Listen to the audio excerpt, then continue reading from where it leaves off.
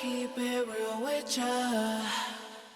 The other thing, I posted this and I was very happy about the feedback that I got from people on that post. But for those of you who do not see my post or watch my post, I talked about how I still had to go to group therapy on Wednesday. And everybody was talking about, everybody in my group, and it's all women and one NB, and they we all have either narcissistic moms or narcissistic dads. Apparently, my mother is more on the histrionic personality disorder side, which is still in the group of narcissistic personality disorder. But according to my trauma therapist, she seems more histrionic than narcissistic, regardless. They were all talking about how they had they hated their parents, but then they realized that they had all these mental health struggles and these traumas, which made them so empathetic towards them and made them cry and everything. And was like, oh, I can't even be mad at you because you have mental health struggles and stuff like that. And then there was a couple who were like, oh, I didn't even talk to my family for, a year or a couple of years or whatever. But now that I'm at a better place healing wise and I can accept them as who they are and accept myself as who I am, I can be around them again, and we can and I'm inviting them to these special events and stuff. And whole time, and I was really scared to speak up, really, because I don't like, one, I'm being vulnerable about something that I think people are gonna disagree with. But two, it was just upsetting me to hear people be like, oh yeah, what they did to me was messed up, but I can't really be upset about it because what happened to them was messed up too, or they had trauma too. And I got into a point, and my trauma therapist was very much on my side with this, of, I know my mom's had a lot of trauma. I know my dad's had a lot of trauma. I've known since I was a child that my father hated himself, and that's why he had to be drunk all the time. That's just something I just intrinsically knew. He never said that he hated himself. I just intrinsically knew that he hated himself and he needed to be drunk all the time. And he could not accept love or affection from people because he didn't feel like he deserved it. Did that make me want to continue to be around him, to put up with his nonsense? No. No, I still cut ties with him because the way you are treating me is not okay. And I'm not going to allow you to treat me that way just because I know that you are struggling with substance abuse and mental health. I'm not. I cannot. That had to be a firm boundary, line in the sand, whatever the fuck. I couldn't do it. It was hurting me to physically force myself to be around this person. And I had to go through the same thing with my mother. And the thing about my mother that's more difficult is because, my father, he was absent a lot because he just really was not trying to father. And it's easier for a father to not father than it is for a mother to not mother. Like, dads walk away from their kids all the time. It's much harder for a mother to walk away from her kids. So I spent a lot more time with my mom than I did with my dad. But I also had to have that conversation when my therapist was explaining to me what histrionic personality disorder is and how there's nothing I could do. There's no boundary I can put in place. There's no walls that I could build that would stop my mother from pushing at the boundary. I could build a wall around my entire self and she will show up with a hammer and a chisel and just be going because that's who she is. And it's not because I built my wall wrong. It's not because my wall is bad. It's just who she is. She needs to keep chipping away at the boundaries to see what she can get out of it. And I have to hold firm on my boundaries to not respond to her emails. Because even people was like, oh, email her back and tell her to fuck herself. No, I'm not giving her any more energy than the energy that she's already stolen from me by ruining my day. But I'm not going to go back and forth because then she's going to know, one, that I saw her email. And then two is going to be like, oh, you're talking to me now. And she's going to send more emails. So you don't go back and forth with people like my mother. You cannot.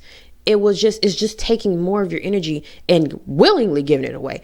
I didn't willingly give away my energy when she emailed me, but to go and email her back is willingly giving her my energy, and I cannot do that. But I was trying to say, but be nice about it. But I was trying to say, I don't think that there is a level or a stage of healing where I would feel comfortable engaging or reigniting a relationship with my mother or my father or with several people in my family. And it's not because I feel like, oh, I'm bitter or I'm still angry. Because like people are like, oh, you got to let that anger go. Da, da, da, da, da. And it's not even anger, because anger is not even a primary emotion. You know what I mean? I don't feel angry. I feel disappointed. I'm very, very disappointed that I felt like my parents did not put in the effort to be parents. You know, anybody can let you sleep in their house. You know, anybody can let you eat some cereal or some food, or depending on your financial situation. That doesn't mean that they're your parent. Being a parent is a conscious choice that you make. It is an effort that you put in. Having a child does not make you a parent. Having a child makes you fertile. You know what I mean? It means you're capable of procreating. It does not mean that you are a parent. You have to choose to be a parent. My parents did not choose to be parents. They just did not use condoms, and they didn't believe in abortions. That's really what happened. And so even though everybody was trying to be nice about, oh, I didn't think that I would ever talk to my family again either. And yet here I am. You just never know what's going to happen in the future. And even though they were trying to be really nice and be like, it's okay if you don't want to talk to them, I still felt some type of way, because they don't know my story. But two, they're coming from the lens of somebody who thinks, you know, the choices that they made are right. And it might be. The parents that they have might have tried to grow or change or do something to where they could get their kid back. My mom and my dad won't change. You got to understand. It took my dad's wife threatening to divorce him for him to agree to go to rehab.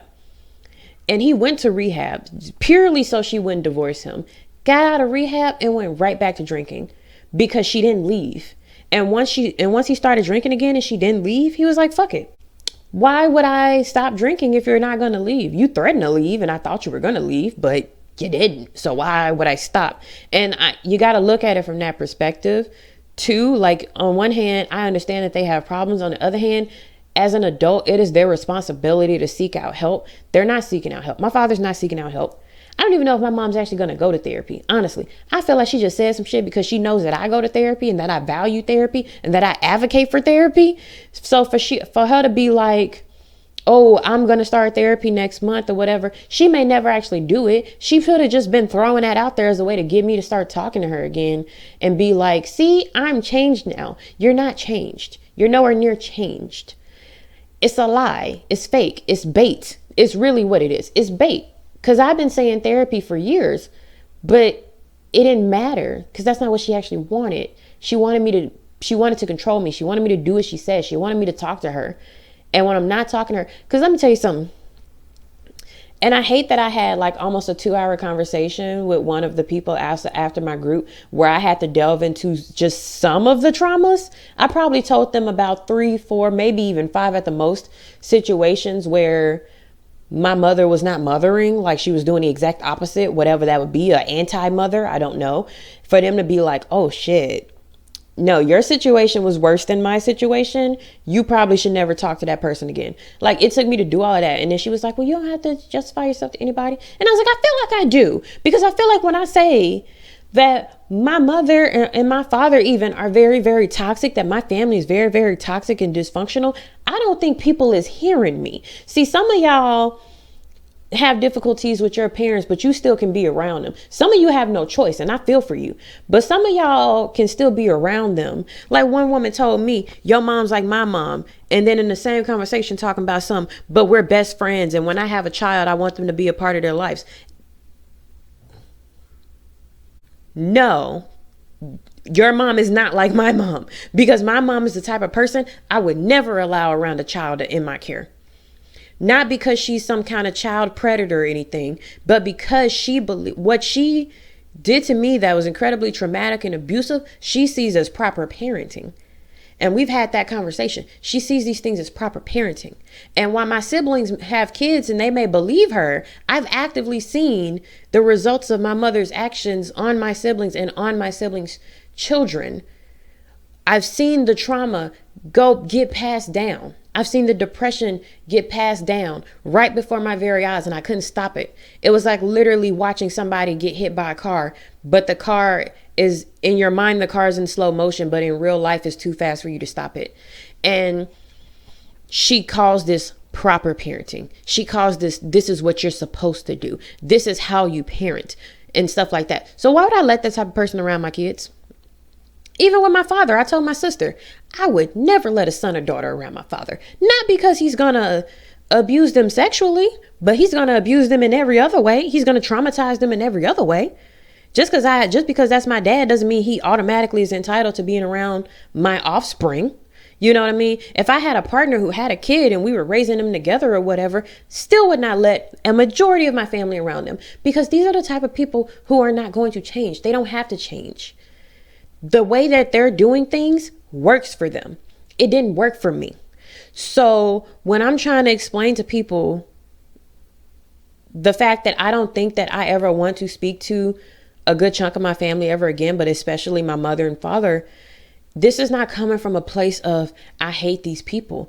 This is coming from a place of, no matter how healed I am, even if I was completely healed, which I don't even think is a thing. I think it's really a journey you just got to go through, and you get better and better as you do it. Going back into the place that made you sick, going back into the place that is full of people who are committed to a certain idea of you, and will try to force that idea on you, and will try to force you into a specific place within that family dynamic that was harmful to you. To me, that just sounds ridiculous. So if you have a toxic person that that is in your family, you have a toxic parent or whatever, and you go away for a few years and they change, and they like actually change, not they pretend to change to get you back. They actually change. And you can see that actual change. You can see the self-awareness of them realizing where they fucked up, and you want to go around them again and have some kind of relationship with some boundaries in place, and that works for you, fine. Even if my mom does go to therapy, I don't fully believe she will, but even if she does go to therapy, it could take years for the therapist to even get through there. If they're a good therapist. If they're a bad therapist, they'll just believe everything she says and just let it fly. And I know some therapists like that. I don't like them. But if they were a good therapist, it could take them years to get my mother comfortable enough to where they can criticize something that she did to make her think, oh, that probably wasn't the right move.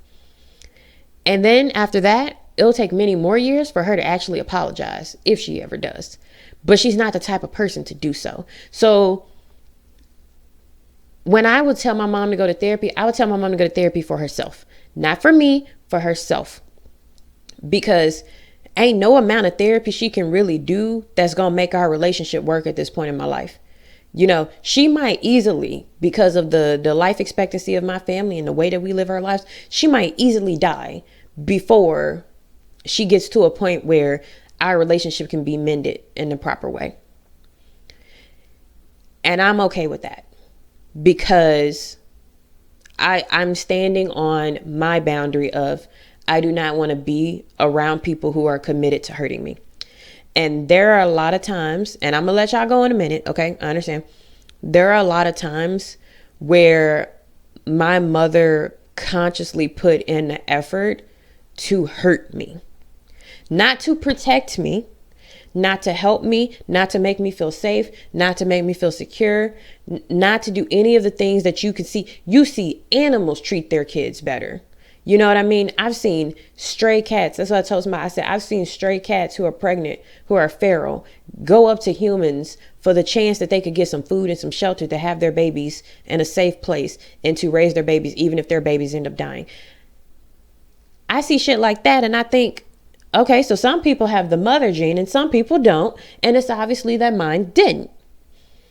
And it may hurt her feelings for me to say that, but it's true. You don't have the mother gene. Now you have the, I can pretend to look like a mother gene. You have the gene where you look like you're mothering, you know what I mean? But you're not mothering. You know, it's just like saying there's a difference between being nice and kind. You are nice. You are not kind. And that is something that is going to take her a lot of years in therapy to reckon with. I could say it all day long. She don't give a fuck what I got to say. And even a therapist could say it, but she won't be hearing it until she's been in therapy for probably 10 years, probably. Because of the fact that she likely does have this personality disorder, there's a lot of work to be done on the surface and then right under the surface and then deep in the trenches of the trauma before she can realize she has to hold herself accountable for the things that she's done. You are not going to heal if you think that everything you've ever done is right.